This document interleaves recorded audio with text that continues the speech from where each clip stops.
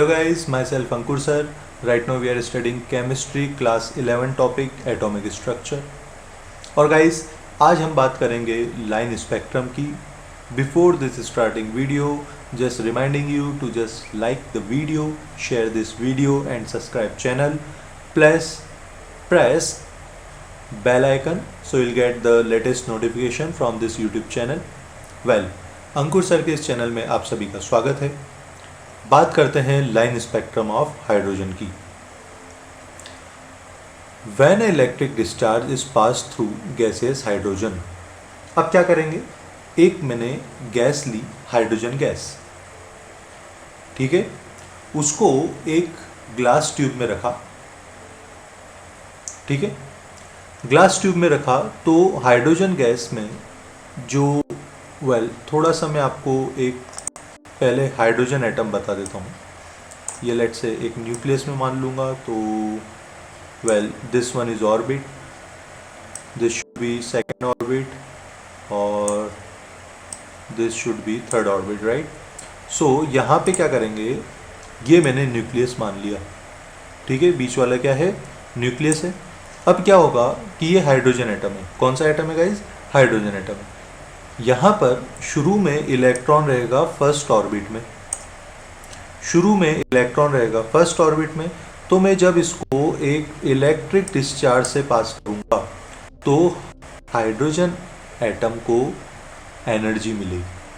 Hydrogen atom को energy मिलेगी तो ये इलेक्ट्रॉन एनर्जी एक्सेप्ट करेगा और जंप करके हायर ऑर्बिट में जाएगा.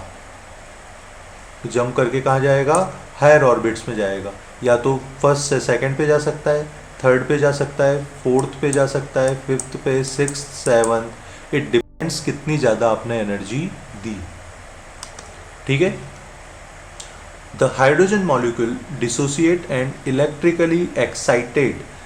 ये जो इलेक्ट्रॉन ऊपर गया ना, इसे बोलते हैं इलेक्ट्रॉन का एक्साइट होना. Hydrogen atom produce emit electromagnetic radiation of discrete frequency. ये जो एनर्जी रहेगी ये डिस्क्रीट फ्रीक्वेंसी की रहेगी. डिस्क्रीट मतलब टूट टूट कर, which is not continuous, discontinuous. The atomic spectrum consist of several series.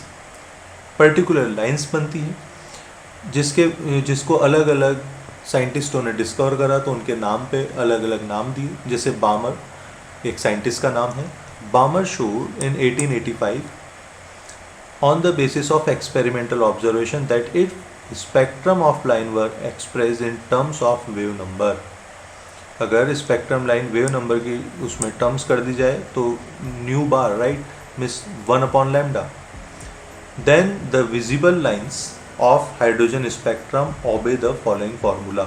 तो विजिबल लाइंस किस में करेगी, तो उसका फॉर्मूला हो जाएगा आपका 109677 ब्रैकेट में 1/2² माइनस 1/n². थोड़ा सा समझेंगे कि यहाँ पर कोई भी एक्साइटेड सैंपल है, वाइट लाइट है, तो इसको एब्जॉर्ब करा, सैंपल को पास करा प्रिज्म के थ्रू, और अगर फिल्म और डिटेक्टर पे देखा तो कंटिन्यूस स्पेक्ट्रम बन रहा है, ठीक है. तो यहाँ पर जैसे जैसे या तो इमिशन स्पेक्ट्रम बनेगा या एब्जॉर्प्शन स्पेक्ट्रम बनेगा.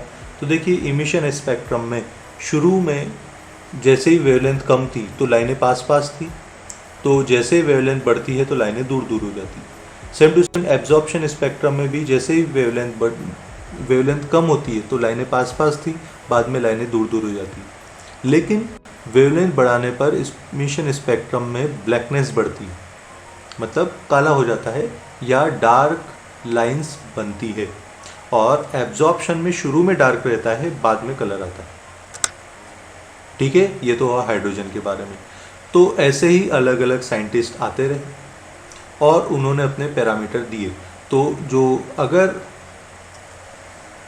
हाइड्रोजन का इलेक्ट्रॉन एक्साइट होकर n स्टेट पे जाए, n नंबर ऑफ ऑर्बिट पे जाए, यहाँ आता हूँ, लेट से इलेक्ट्रॉन जंप करके अगर कोई भी n नंबर की ऑर्बिट में चले गया और तब स्पेक्ट्रम नहीं होगा. अब वो जब वापस अपने लोअर ऑर्बिट में आएगा तो जैसे ही अपने लोअर ऑर्बिट में आएगा तो वो एनर्जी रिलीज करेगा.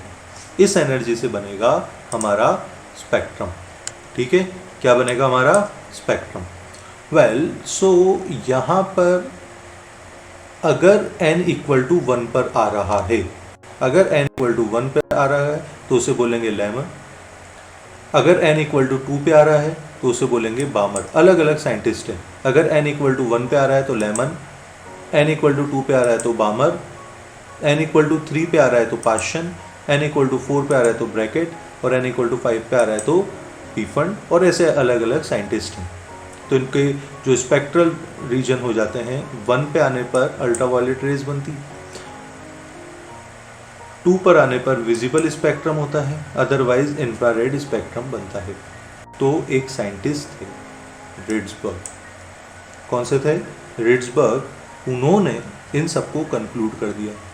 उन्होंने बोला कि इलेक्ट्रॉन कोई सी भी ऑर्बिट से कोई सी भी ऑर्बिट में आ रहा है, आपके लिए तो 1 अपॉन लैम्डा या न्यू बार, न्यू बार को क्या लिखते हैं 1 अपॉन लैम्डा की वैल्यू हो जाती है 109677 ब्रैकेट में 1 upon n1 square minus 1 upon n2 square centimetre inverse में, जहाँ पे आपके 109677 को r बोला गया, कैपिटल R, जिसे बोला गया रिड्सबर्ग कांस्टेंट।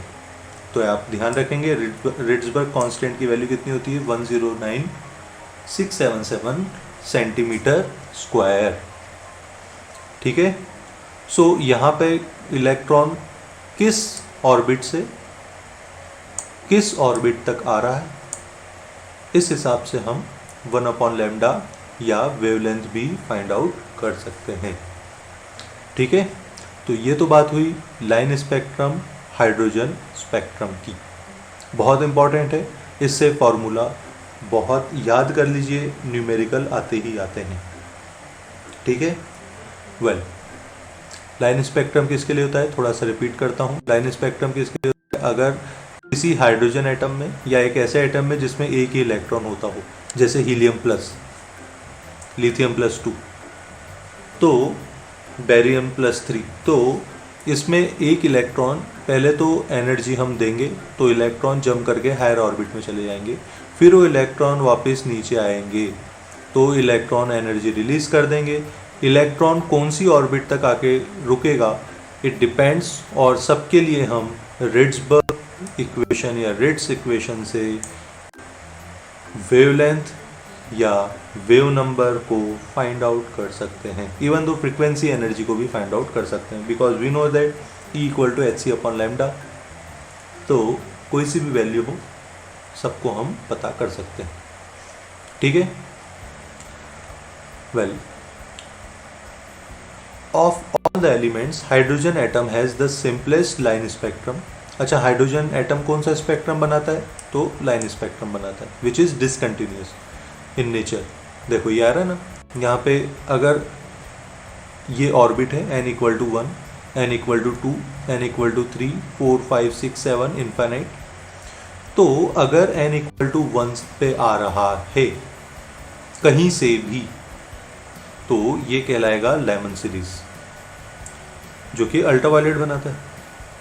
अगर n इक्वल टू 2 पे आ रहा है तो बनाएगा बामर सीरीज, जो कि विजिबल बनता है, रेस्ट ऑफ ऑल इंफ्रारेड। तो थर्ड पे पाशन, फोर्थ पे ब्रैकेट, फिफ्थ पे पीफंड, ये रहा। ठीक है, इस हिसाब से हम समझ सकते हैं। ठीक है, well of all the elements hydrogen atom has the simplest line spectrum. The line spectrum becomes more and more complex of heavier atom. जैसे जैसे आप नंबर ऑफ इलेक्ट्रॉन्स बढ़ाते जाओगे तो लाइन स्पेक्ट्रम कॉम्प्लेक्स होता जाएगा। तो इस लेवल पे हम कॉम्प्लेक्सिटी तो पढ़ेंगे नहीं, पहले बेसिक तो पढ़े, सिंपल चीज़ें। There are however certain features which are common to all line spectra, that line spectrum of every element is unique, or there is a regularity in the line spectrum of each element. ठीक है, जो line spectrum होते हैं वो unique होते हैं और उनमें रेगुलरिटी होती है। The question which is raise are what are the reason for this similarity, is it something to do with the electronic structure? These all questions need to be answered. We shall find later in these answer in later topics. Well तो सबसे पहले तो हमें atomic structure समझने की ज़रूरत है। First of all अभी इसमें जो आपको ध्यान देने वाली बात है आज के लेक्चर में, लाइन स्पेक्ट्रम बहुत इंपॉर्टेंट है। तो लाइन स्पेक्ट्रम हाइड्रोजन के लिए हमने पढ़ा कि जब एक इलेक्ट्रॉन हायर ऑर्बिट से लोअर ऑर्बिट में जंप करता है तो किस हिसाब से उसका वेव नंबर बनता है। तो सबसे पहले बामर ने दिया था, फिर लेमन ने दिया और एक एक करके सारे साइंटिस्ट ने दे दिए। ठीक है, तो ये रिट्जबर्ग ने इन सबको कंक्लूड कर दिया, that is nu bar is equal to 109677, मतलब कैपिटल आर ब्रैकेट में 1/n1 square minus 1/n2 square. ठीक है, तो यह ध्यान रखना n1 1 से चालू होता है तो n2 n1 प्लस 1 से चालू हो। ठीक है, वेल ये बात हुई लाइन स्पेक्ट्रम की। अब आगे बात करते हैं कैसे एटॉमिक स्ट्रक्चर की ओर बात की जाए। तो बोहर ने अपना मॉडल दिया हाइड्रोजन एटम के लिए।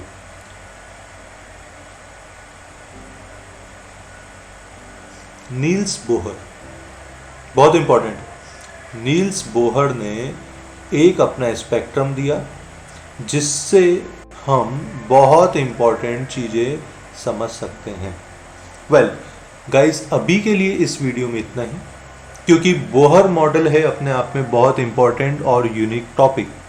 सो गाइस नेक्स्ट वीडियो में हम बात करेंगे बोहर मॉडल की, जो कि हाइड्रोजन स्पेक्ट्रम के लिए एप्लीकेबल है, कि हाइड्रोजन स्पेक्ट्रम में कैसे बोहर मॉडल को समझाया जा सकता है।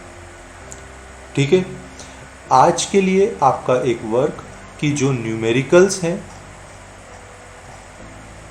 2.9 तक, देन इमिशन एब्जॉर्प्शन में आपका कंपैरिजन और लाइन स्पेक्ट्रम फॉर हाइड्रोजन मतलब रिट्जबर्ग इक्वेशन, ये चीज़ को आप रोल आउट करें एंड लिख के प्रैक्टिस करें। वेल गाइस नेक्स्ट वीडियो में हम बोहर के मॉडल पढ़ेंगे। एक छोटा सा मैं बता देता हूँ बोहर मॉडल क्या था, कि बोहर मॉडल किसी भी लेट से किसी भी ऐसे एटम में जिस एटम में एक इलेक्ट्रॉन होता है, ये न्यूक्लियस हुआ, यहाँ पे अलग अलग ऑर्बिट होती है, तो अगर एक ही इलेक्ट्रॉन होता है तो उसके लिए बोहर मॉडल लगता है। ठीक है, तो बोहर मॉडल जब लगता है तो नील्स बोहर ने 1913 में ऐसे एटम के बारे में डिटेल दी जिसमें हमारा एक इलेक्ट्रॉन हो। ठीक है, सो गाइस इसके बारे में तो हम नेक्स्ट वीडियो में बात करेंगे। तब तक आप इन सारे पॉइंट्स को, आज की वीडियोस को गो थ्रू करें, इट्स इम्पॉर्टेंट। वेल सो मिलते हैं नेक्स्ट वीडियो में, अभी के लिए इतना ही। Thank you.